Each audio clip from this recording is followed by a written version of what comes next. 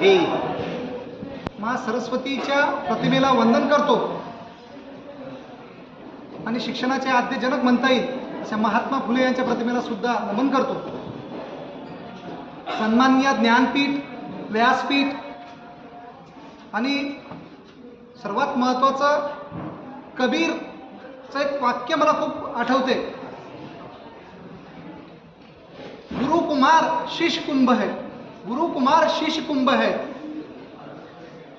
घड़ी घड़ी घड़ी घड़ी काढ़े खोट, अंतर सहार हाथ दे, अंतर हात सहार दे, बाहर बाहेचो, बाहर बाहेचो. म्हणजे गुरु हा कुमार आहे आणि शिष्य हा कुंभ आहे. कुंभ म्हणजे मडका. आणि जेव्हा तो मडका बनवतो ना, तर मडक्याच्या आतून अंतर हात सहार दे, आतून एक हात सहाऱ्यासाठी असतो आणि बाहेरून तो थपथप करत असतो तुमच्यामधले खोट गुण काढण्यासाठी. अशा इथल्या सर्व गुरुजनांना माझा नमस्कार.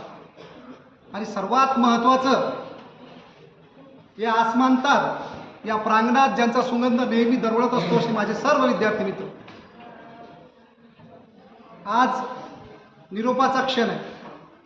असं म्हणतात की हा निरोपाचा क्षण नाही, शुभेच्छांचा सण आहे. शुभेच्छा देतोय आम्ही तुम्हाला.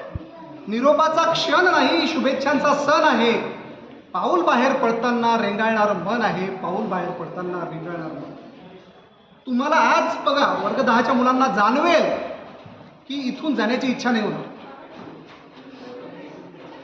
कारण कसं आहे, ही जी शाळा आहे एक प्रकारचं घर झालंय. असं म्हणतात की आई आपली पहिली शाळा असते. कारण प्रत्येक गोष्टी तुम्ही ऐकू शकता. आई ही आपली पहिली शाळा असते आणि शाळा आपली दुसरी आई असते. आणि या दुसऱ्या आईला सोडून जाण्याची ही वेळ आली. या घरट्याला सोडून जाण्याची वेळ आली आहे. क्षण तसा भावनिकच आहे आणि असायलाही हवा. परंतु ते म्हणतात ना, बऱ्याच मुलांनी ते सांगितलं की उडत्या पाखरांना परतीची तमान असावी, नजरेत नेहमी सदा नवी दिशा असावी. घरट्याचं काय, येता येईल केव्हाही. मी बांधता येईल नाही मला तिथं, येता येईल केव्हाही, कारण या घरट्यात तुम्हाला परत यायचंय. घरट्याचं काय, येता येईल केव्हाही. क्षितिजाई पलीकडे झेप घेण्याची जिद्द असावी, क्षितिजाई पलीकडे झेप घेण्याची जिद्द असावी. मोठी जिद्द आहे. क्षितिजा पलीकडे तुम्ही झेप घ्या. ऐकू येते बेटा माझं? तुम्ही खूप यशस्वी व्हा. आजच्या कार्यक्रमाला आमची हीच तुम्हाला शुभेच्छा आहे. यशस्वी